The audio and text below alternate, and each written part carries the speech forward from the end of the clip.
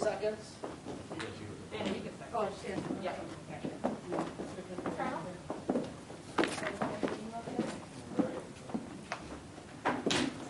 30 seconds.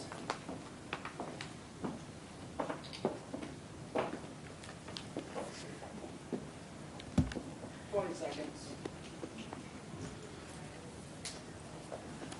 15. And 10, 9, 8, 7, 6, 5.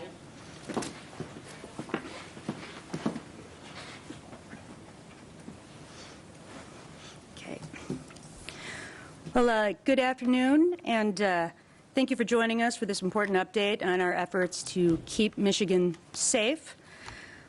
Law enforcement is always a team effort, and today I am grateful to stand alongside 4 leading partners who worked collaboratively and decisively to thwart a serious and credible threat to public safety. This effort would not have been possible without a unified front, including all levels of law enforcement focused on protecting the safety and well-being of our citizens.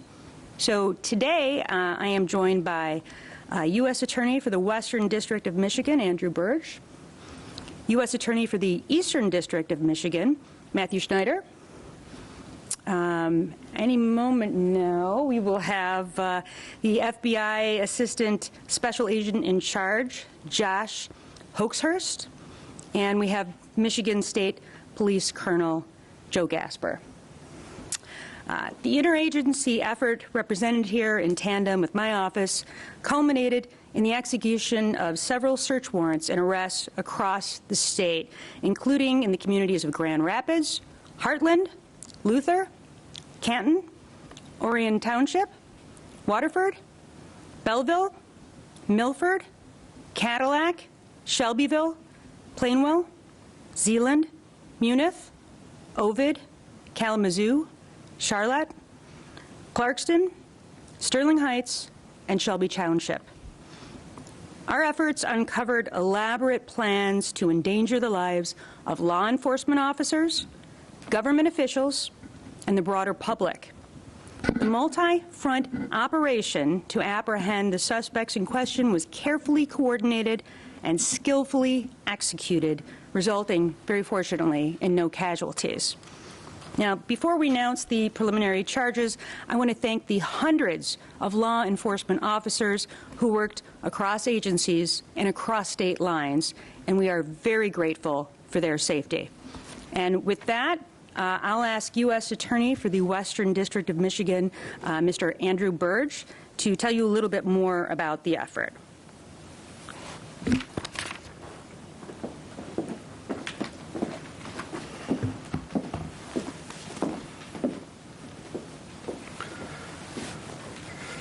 Good afternoon. Thank you, Attorney General Nessel. Last night, the FBI and Michigan State Police arrested 6 individuals charged in a federal complaint with conspiring to kidnap the Governor of Michigan, Gretchen Whitmer. According to the complaint, unsealed this morning, Adam Fox, Barry Croft, Ty Garbin, Caleb Franks, Daniel Harris, and Brandon Caserta conspired to kidnap the governor from her vacation home in the Western District of Michigan before the November election. Under federal law, each of these individuals faces a term of any number of years up to life in prison if convicted. Fox, Garbin, Franks, Harris, and Caserta are residents of Michigan. Croft is a resident of Delaware.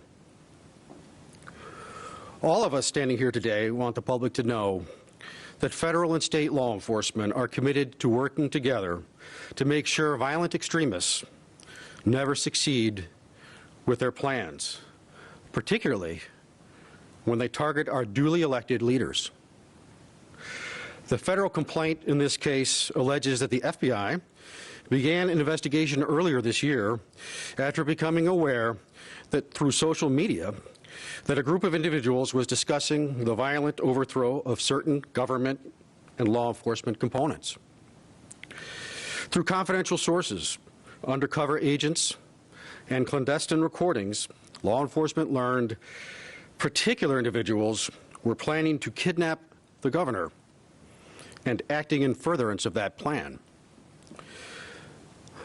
The alleged conspirators used operational security measures, including communicating by encrypted messaging platforms, and used code words and phrases in an attempt to avoid detection by law enforcement. Among other activities, members of this conspiracy on 2 occasions conducted coordinated surveillance on the governor's vacation home. Fox and Croft, in particular, according to the complaint, discussed detonating explosive devices to divert police from the area of the home. And Fox even inspected the underside of a Michigan highway bridge for places to seat an explosive.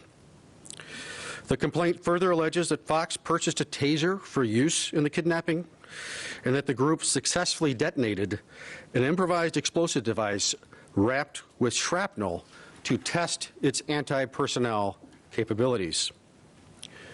The FBI and state police executed arrests of several of the conspirators when they were meeting on the east side of the state to pool funds for explosives and exchange tactical gear. This investigation is ongoing. Agents of the Detroit field office of the FBI and other members of their Joint Terrorism Task Force, including the Michigan State Police, are conducting this investigation. Agents in the Baltimore field office of the FBI, which covers Delaware, have also assisted. My office, the U.S. Attorney's Office for the Western District of Michigan, is prosecuting this federal case. U.S. Attorney's offices in the Eastern District of Michigan and Delaware are and have been assisting. And the state of Michigan has brought related charges against other individuals. Of course, those charged with a crime still have rights that we respect. The allegations in the complaint are accusations, and the defendant is presumed innocent until and unless proven guilty in a court of law.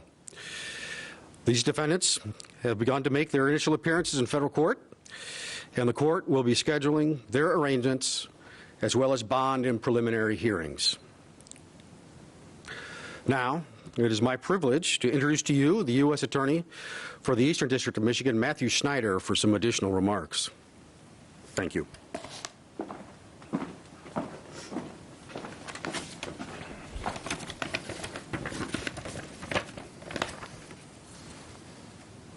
Thank you, Andrew. Good afternoon. All of us in Michigan can disagree about politics, but those disagreements should never, ever amount to violence. Because of the hard work of the men and women of law enforcement, police officers, and federal agents, violence has been prevented today. This case is being brought in the Western District of Michigan. Some of the defendants reside in the Eastern District, where some of the search warrants took place. But at the end of the day, what matters most is that the people of Michigan should be reassured that our state and federal governments are working together to keep us all safe. I wanted to thank Attorney General Nessel and her office for her outstanding work and her committed partnership. I also thank Colonel Gasper, the FBI, and of course, U.S. Attorney Birge. Every day, police officers and federal agents put their lives on the line, and they do that for us. In this case, the agents made swift and safe arrests, and those were done by those officers and agents. We are most thankful to them. Thank you. It's my pleasure now to introduce the Director of the Michigan State Police, Colonel Joe Gasper.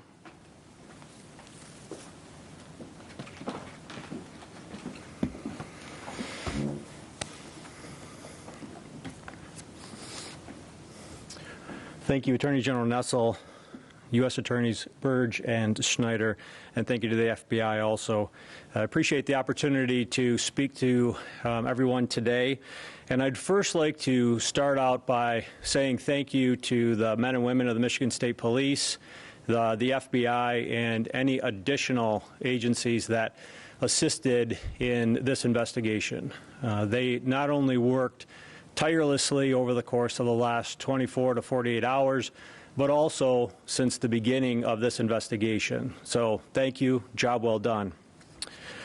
To the partners here today, I want to express our gratitude for the support and the cooperation, the partnership that all of us here are demonstrating.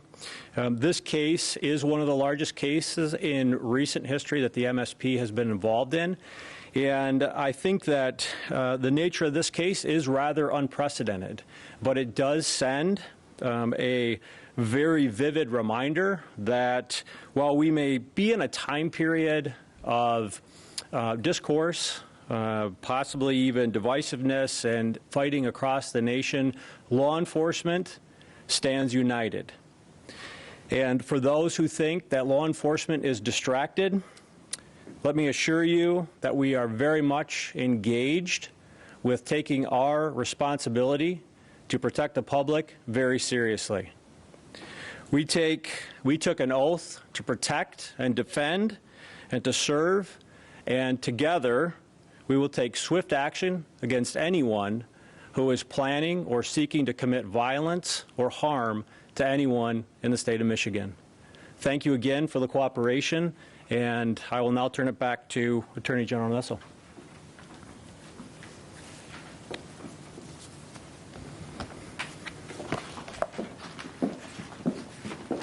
Okay, well, unfortunately, it appears as though FBI Assistant Special Agent Hauxhurst has not made it with us in time, but is he here? He's on his way? Okay. Well, if he gets here when I'm done speaking, I will try to speak slowly so that we can make time for his appearance. But anyway, thanks again to the Colonel and to, of course, U.S. Attorneys Birge and Schneider.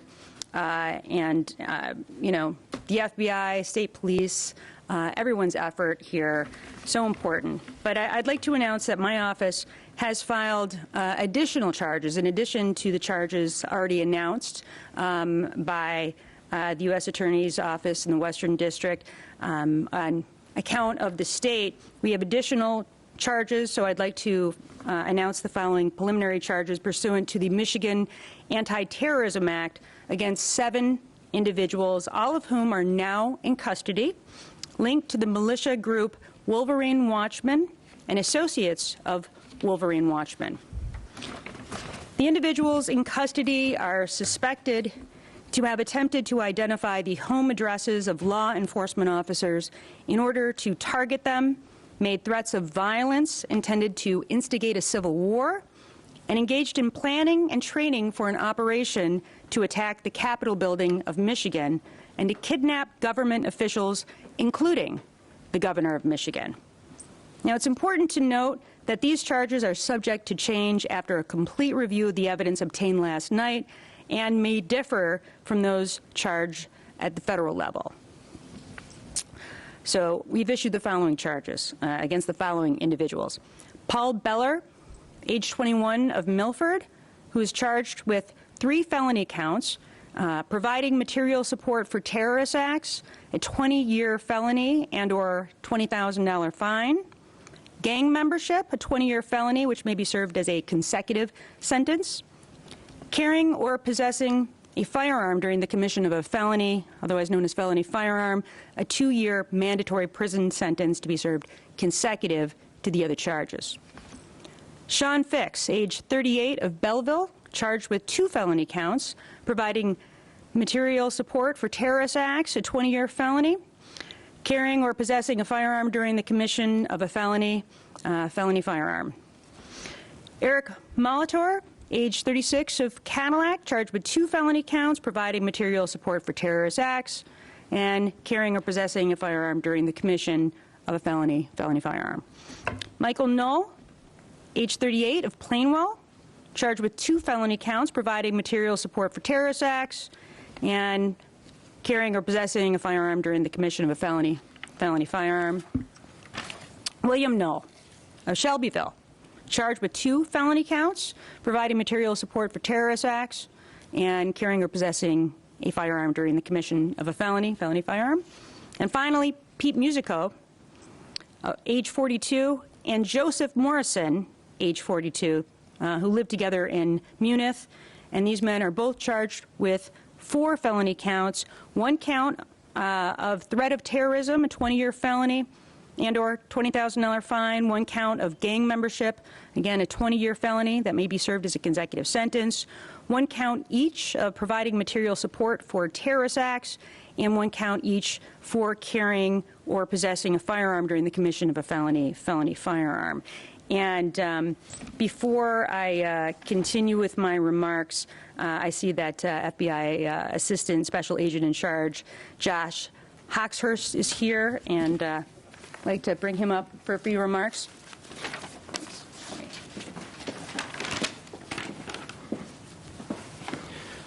Good morning. Thank you. On behalf of the FBI in Michigan, I would like to thank you and our partners of the U.S. Attorney's offices of both the Western and Eastern Districts of Michigan and the Michigan Attorney General's Office and the Michigan State Police. The primary mission of the FBI is to protect the American people and uphold the Constitution. This investigation is an example of our continued commitment to that mission to both protect the people of this state and to adhere to the rights reserved by the Constitution.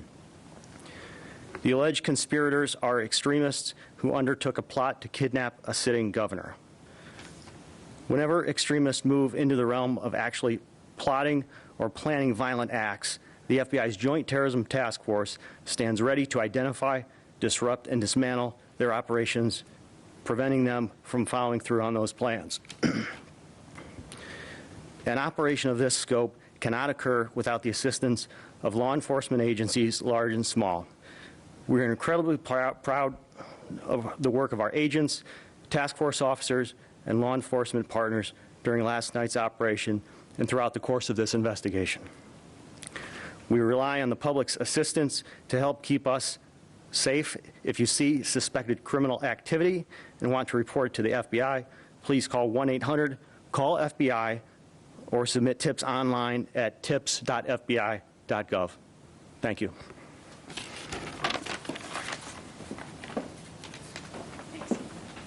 Thank you, Special Agent.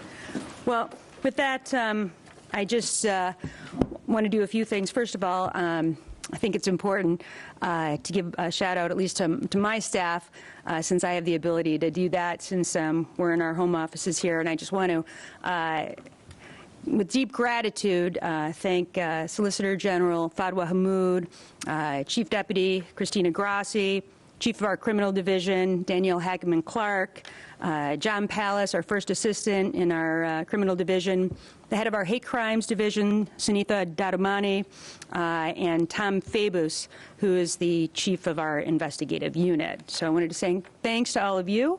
And in addition, of course, it's always important, again, to reiterate that a criminal charge is merely an allegation, and the defendants are presumed innocent unless and until proven guilty.